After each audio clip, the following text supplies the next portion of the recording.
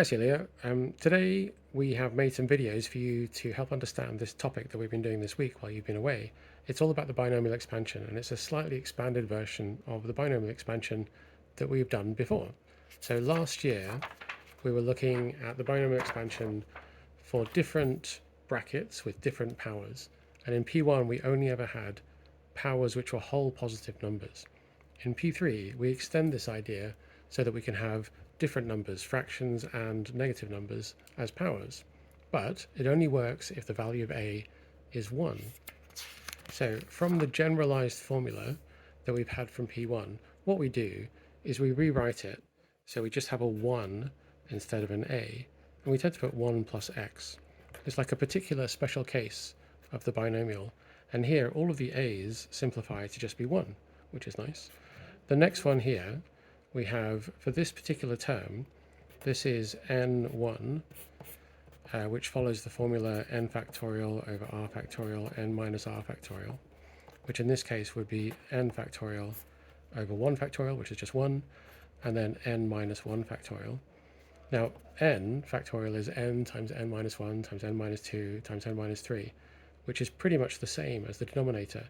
The only thing that you're left with is the n, because n factorial is n minus 1, n minus 2, n minus 3, and so on. And on the denominator you have n minus 1, n minus 1, n minus 2, n minus 3, and it carries on going forever. And all of these bits here, these all cancel, and you're just left with n. So the first term after the 1 is n times the x, which we've got instead of the b. The next term does something very similar. If you have n with a 2 here, you end up with n factorial over n minus 2 factorial times 2 factorial. So you end up actually having lots of things cancel, apart from you're left with the n and the n minus 1 on the top and the 2 factorial on the bottom. So the next term has a coefficient of n times n minus 1 over 2 factorial times x squared. And the pattern continues. The next one after that is actually n times n minus 1 times n minus 2 over 3 factorial x cubed. And we have this new formula that's used for lots of different values of n. Let me just write that out in full.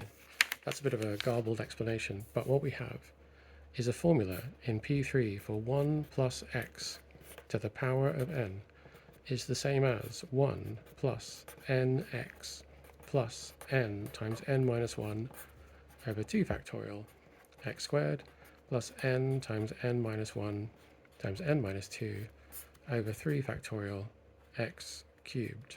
The next term would be n times n minus 1 times n minus 2 times n minus 3 over 4 factorial x to the power of 4. And the expansion carries on going, and we can have any value of n.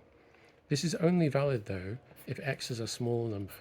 So it's only happening if x is smaller than 1, because these terms get progressively smaller if we have a very small value of x. Now Olivia and Isabella are going to show you some examples.